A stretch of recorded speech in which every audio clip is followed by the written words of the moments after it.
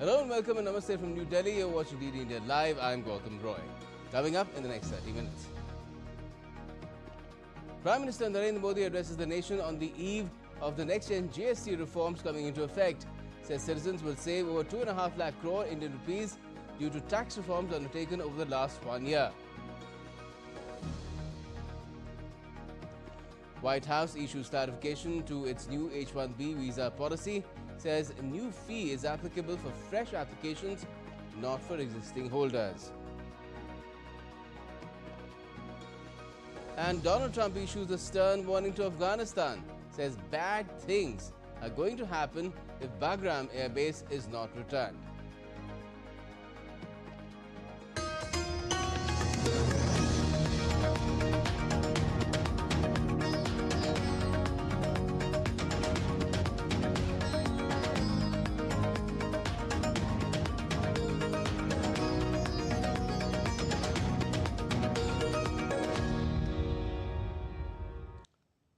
Prime Minister Narendra Modi today addressed the nation ahead of the implementation of GST tax rates, that is new ones, the GST 2.0 as it's referred to, which are set to be implemented from Monday.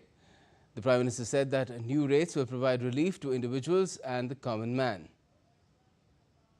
कल से देश में GST बचत उत्सव शुरू होने जा रहा है। इस जीएसटी बचत उत्सव में आपकी बचत बढ़ेगी और आप अपनी पसंद की चीजों को और ज्यादा आसानी से खरीद पाएंगे।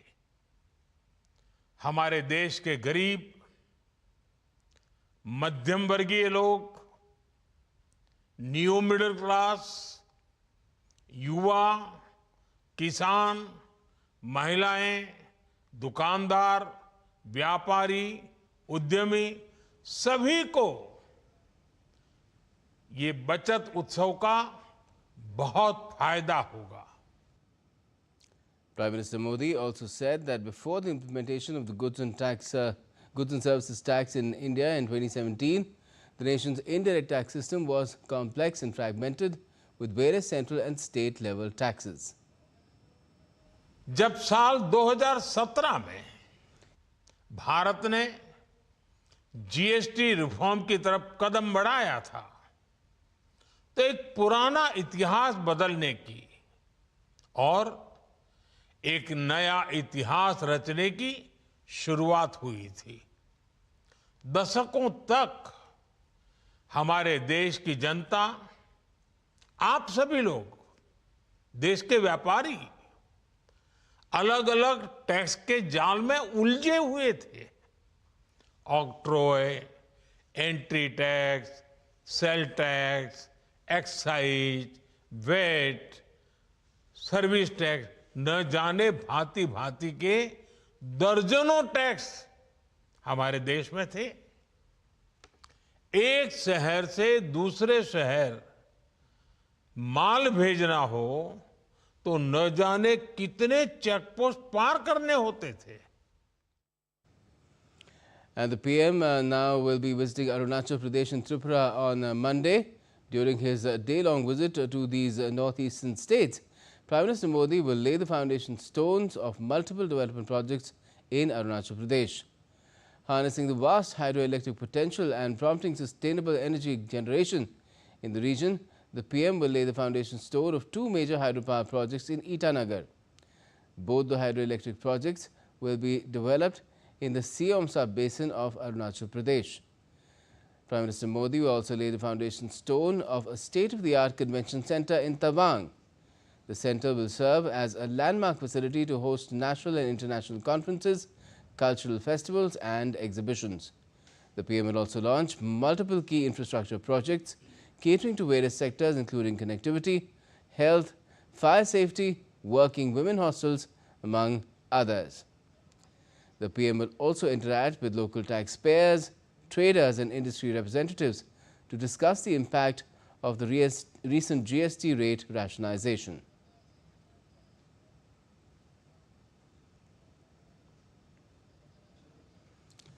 And the PM will also later pay a visit to the northeastern state of Tripura.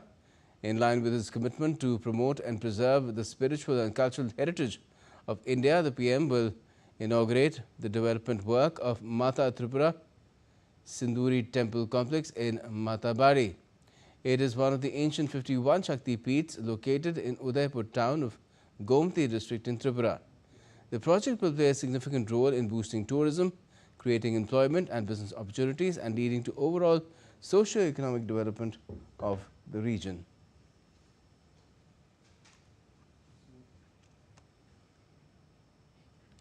Now, empowering the youth of the nation has been a key priority for Prime Minister Modi. From overhauling the education policy to visionary reforms like Startup India, Skill India and opportunities in the creative economy, India's youth power is seen as a critical stakeholder in the future of the nation. India is driven by youth power. Prime Minister Narendra Modi recognized this untapped potential early and gave a new direction to the nation's youth. In the past 11 years, reforms and programs by the Modi government have empowered the youth at every level and in every sector. Skill India created new opportunities. Startup India gave new wings. National education policy expanded the horizon of learning, and Digital India ushered in global competitiveness. Education and skill development has witnessed revolutionary changes in India. National education policy has connected students to coding, AI, robotics, and out-of-the-box thinking. Skill India has imparted necessary skills to millions of youth and made them ready for jobs and self-employment. Over 1.6 crore youth have been trained in diverse skill sets. India's foray into the world of innovation and technology is today led by the dynamic startups. Indian youth is transitioning from being a job seeker to a job creator. There are over 150,000 startups in India today. These dynamic startups have created over 17 lakh jobs. Startup India has elevated India to the third largest startup ecosystem in the world. We had been exploring drones much before, but the moment of clarity and conviction came in 2022, when our Prime Minister Modi ji spoke about his dream of making India the global drone hub by 2030. That inspiration gave birth to our company Drone Anatomy. We formally structured the company, raised investments and availed startup schemes, and began to scale with confidence. What truly enabled this journey was the ecosystem that had been built. Phone, camera, and internet have become the new tools of creativity and employment for the youth. Rise of orange economy or creative economy, where thousands of youngsters are gaining global recognition through YouTube, gaming, and podcasting. Today, India is home to 2 to 2.5 million active digital creators. Special incubation centers have been created to promote digital talent in the AVGC sector. Platforms like Wave Summit connected India's digital talent to the world. Bharat सरकार द्वारा $1 अरब के Government of India has introduced a $1 billion fund to help content creators with the right hardware, training and skill development so that content creators of today and future can take it up as a mainstream profession. एक profession के रूप में देख पाएं. Today, youth of India is playing an active role in nation building. They are equal stakeholders in its development journey. They have the tools, technology, and the training to take India to its rightful place in the world. Now, amid the confusion and panic caused by the new proclamation of H-1B visas, the White House has issued an official clarification. In a social media post, the White House press secretary clarified that the $100,000 fee will be a one-time payment imposed only on new applicants. She further wrote, those who already hold H-1B visas and are currently outside of the country right now will not be charged $100,000 to re-enter. H-1B visa holders can leave and re-enter the country to the same extent as they normally would. Whatever ability they have to do that is not impacted by Friday's proclamation. White House Press Secretary Caroline Leavitt also said that the new rule applies only to new visas, not renewals, and not current visa holders. She said it will first apply in the next upcoming lottery cycle. The executive order, which is likely to face legal challenges, comes into force Sunday at 12:01 a.m. US Eastern Time, that's 04:01 GMT. The Indian Ministry of External Affairs in a statement has said that this measure is likely to have humanitarian consequences by way of disruption caused for families. Official spokesperson in a statement said that the government has seen reports related to the proposed restrictions on the US H-1B visa program. The full implications of the measure are being studied by all concerned, including by Indian industry, which has already put out an initial analysis clarifying some perceptions related to the H-1B program. Industry in both India and the US have a stake in innovation and creativity and can be expected to consult on the best path forward. Skilled talent mobility and exchanges have contributed enormously to technology development, innovation, economic growth, competitiveness and wealth creation in the United States and India. Policymakers will therefore assess recent steps taking into account mutual benefits, which include strong people-to-people ties between the two countries. This measure is likely to have humanitarian consequences by way of disruption caused to families. The government hopes that these disruptions can be addressed suitably by US authorities.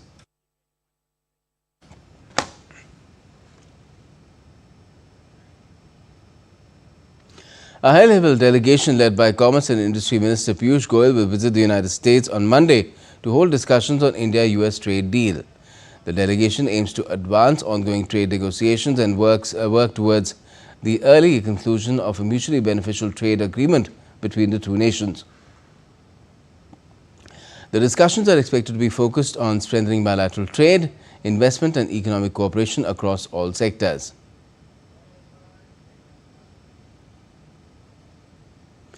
During the last visit of the team of officials from the Office of United States Trade Representative to India on the 16th of September, positive discussions were held on various aspects of the trade deal, and it was decided to intensify efforts in this regard.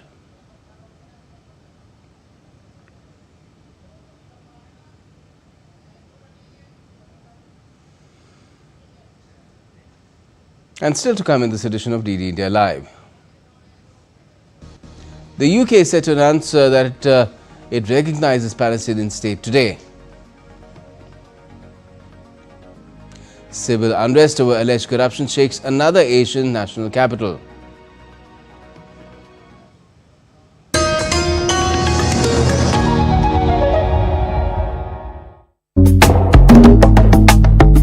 Welcome to Siliguri and Darjeeling.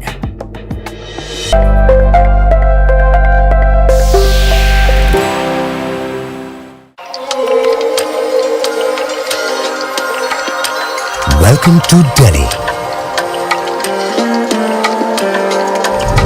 Narrator of umpteen tales. Creator of historic folklore. To the Delhi of today that is proud of its past. To the Delhi of tomorrow that's charting a glorious future. To lanes, to foods, to ever-changing city moods. To walls, to historic gates, and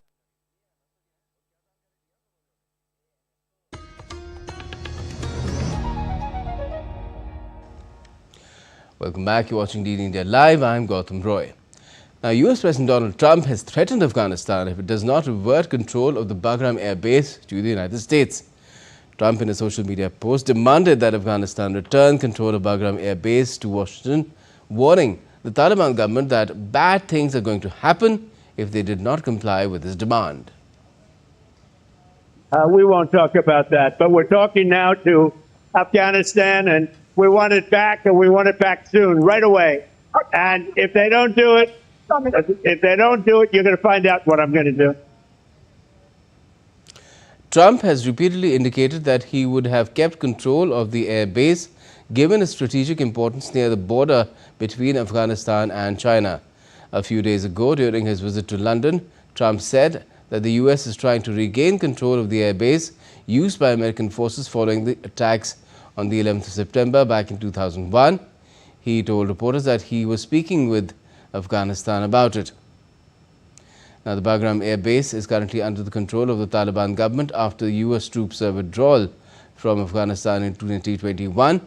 Critics and experts have said the base is a sprawling establishment which may need as many as 10,000 boots on the ground and is exposed to possible strikes from Iran and ISIS plus other extremists in both Afghanistan and Pakistan. UK Prime Minister Keir Starmer is expected to announce Britain's recognition of a Palestinian state despite stiff opposition from Israel and disapproval from the United States. Deputy Prime Minister David Lammy has confirmed that Starmer would announce his decision and said that a Palestinian state is just a cause. Hamas is not Palestinian people. A Palestinian state is a just cause. And our country, 108 years ago, signed up to the Balfour Declaration. We believe in a homeland for the Jewish people, but we also stated that we believed in the civil and religious rights of the Palestinian people. And now is the time to stand up for that two-state. Otherwise, you're effectively saying you believe in no state for the Palestinian people or one state, in which you would have to explain how there is proper equality before the law for the Palestinian people. Killed and several others injured in a shooting at the Sky Meadow Country Club in Nassau in New Hampshire on Saturday. The police confirmed that multiple shots were fired and detained a person of interest at the scene. Authorities later clarified that there was only one shooter, correcting initial reports that two suspects had fled. Officials assured that there was no further threat to the people. An anti-corruption rally in the Philippines and its capital, in fact, Manila, turned violent as protesters clashed with police on Sunday. Demonstrators hurled stones and set tires on fire after being blocked from reaching the presidential palace. A loud blast resembling a flashbang was heard near security forces during the unrest. Police later arrested several protesters involved in the violence. The rally was sparked by allegations of mismanagement in flood control projects despite billions spent since 2022. Flooding during the monsoon season has fueled growing public anger over corruption. The protests also coincided with the anniversary of martial law declared in 1972 by Ferdinand Marcos Sr. Let's now take a look at some other stories making news within the country today. Now, the National Human Rights Commission, in collaboration with the Ministry of External Affairs, will organize a 6-day Indian Technical and Economic Cooperation Executive Capacity Building Program from Monday in New Delhi. The program will cover multiple dimensions of human rights, share international perspectives, and highlight the NHRC's experience. Hyderabad witnessed thousands of youth participating in a 3-kilometer run organized by the Bharatiya Janata Yuva Morcha on Sunday. The event, held to mark Prime Minister Modi's 75th birthday, aimed to spread awareness for a drug-free nation and inspire youth towards building a destruction-free India. India's renowned sand artist Doordarshan Patnaik has created the sand sculpture at Puri Beach in Odisha on Sunday. He designed this art on the occasion of International Peace Day with a message of harmony, compassion and global peace. The mortal remains of beloved Assamese singer Zubeen Garg arrived in Assam early morning on Sunday. Thousands of fans in Guwahati joined a solemn procession honoring the musical icon, whose remains are to be kept in the Arjun Bhogeshwar Barwa Sports Complex for public tributes. Thousands have also gathered outside his home to pay their last respects. Zubeen Garg was a beloved cultural icon known for being a multi-instrumentalist and was regarded as one of the most influential musicians in Assam.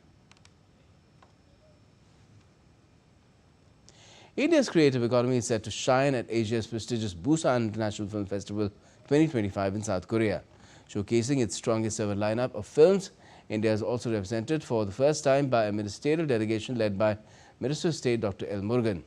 At the Asian Contents and Film Market, The Bharat Pavilion was inaugurated on Saturday. The Bharat Pavilion Waves Bazaar was also inaugurated on Saturday at the Asian Contents and Film Market held alongside the 30th Busan International Film Festival in Korea. Organized by NFDC under the Ministry of Information and Broadcasting with the Embassy of India, Seoul, the pavilion highlights India's media and entertainment sector, fostering global collaborations on film, TV, gaming and creative technologies. Attended by international dignitaries, the pavilion remains open till the 23rd of September, spotlighting emerging Indian storytellers and connecting Indian cinema with global markets.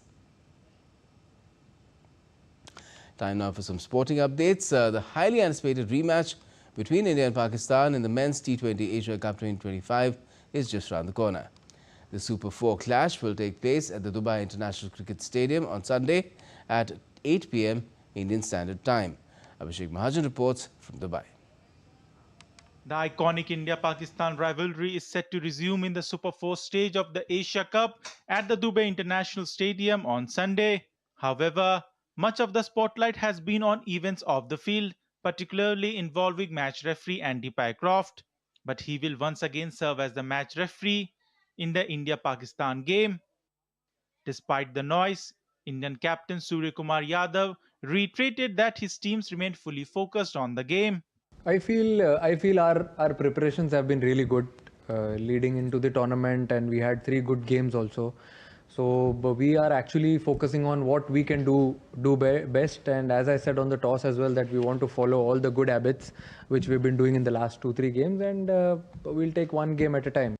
He downplayed any suggestion that India holds an edge after beating Pakistan earlier in the tournament. The Indians were comfortable with experimenting in their final group stage game and came out victorious even as Oman ran them close with some positives in players getting game time out in the middle. I think focus was always on the game in all the 3 games which we played. It was never changed from that, and I think everyone has got enough time in the middle with the ball, with the bat, going into Super 4s, and I'm sure two other teams who are also coming from other group will also be pumped up, and we are also excited to play them. While Pakistan have made it through to the Super 4s, there are major causes for concern with their batting. They have failed to fire so far. All right, so it's a big one. Once again, India taking on Pakistan in the first match of the Super 4 encounter. Stakes are higher, pressure is greater, and another thriller is on the cards. With cameraman Kumar Datta, this is Abhishek Mahajan in Dubai for DD India. And top-ranked Formula 1 driver Oscar Piastri has dramatically crashed out of the Azerbaijan Grand Prix. As a result, Max Verstappen has won this particular round. The Aussie crashed his rebuilt McLaren into a barrier on the first lap of Sunday's race. The crash came at just the 5th corner of the circuit when he lost control and buried the front of his car in a wall. His crash brought to an end his remarkable run of 44 consecutive Grand Prix finishes and a 34-race point scoring streak. To make matters worse for the Australian, he was later given a 5-second time penalty for having jumped the start before his crash. And that's all we have for this edition of DD India Live, but let us know your thoughts on the news of the day. And for those on the go, get all the latest news and updates from India and across the world on DD India's mobile app. It's available on both Android and iOS. Scan the QR code on the screen, download the app. And we'll be back with more news as it breaks here on DD India. I'm Gautam Roy, and from all of us here in Delhi, thanks for watching DD India Live. And up next is Deepika with more on cricketing action in the Asia Cup, the Super 4s.